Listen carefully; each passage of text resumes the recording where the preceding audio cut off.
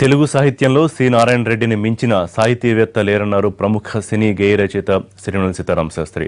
సినారే రాసిన పదాలు పలకని పెదాలు లేవన్నారు. తనకు అత్యంత సన్నిహితుడని సిరివెన్నెల గుర్తు చేసుకున్నారు. సినారేని చివరిసారిగా చూసే అదృష్టాన్ని కోల్పోయానని భావోద్వేగానికి లోనయ్యారు. మొన్న పూజ్య శ్రీ దాసరి నారాయణరావు గారి మృతి కలిగించిన విషాదం ఇంకా తేరుకోనే లేదు. ఈలోగానే కాలం మరో దెబ్బ కొట్టింది. పూజ్యులు డాక్టర్ సి నారాయణ రెడ్డి గారు స్వర్గస్థులైన వార్త మనసుకి చాలా కష్టం అనిపించింది. జీర్ణించుకోవడం సులువు కాదు. తెలుగు సాహిత్యంలో నారాయణ రెడ్డి గారిది చాలా విశిష్టమైన స్థానం. ఆయన గొప్ప కవి, గొప్ప వక్త.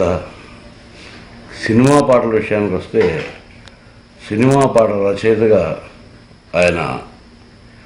ఆయన పదాలు పలకని పెదాలు బహుశా ఆంధ్రదేశంలో 1960 నుంచి ఉండవేమో. అంతగా ప్రభావితం చేసిన వ్యక్తి. ఆయన పాటల ద్వారా స్ఫూర్తి పొంది ఎంతమందో సినిమా పాటల రచయితలు అయ్యారు. అదిగాక జ్ఞానపీఠాధిపతి, ఆచార్యుడిగా ఉస్మానియా యూనివర్సిటీలో, తర్వాత అనేకమైన పదవులు ఆయన్ని అలంకరించి సార్థకం పొందాయి.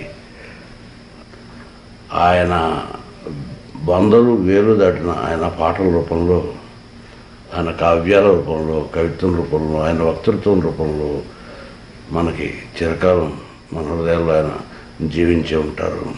ఆయన ఆత్మశాంతికి కలగాలని భగవంతుని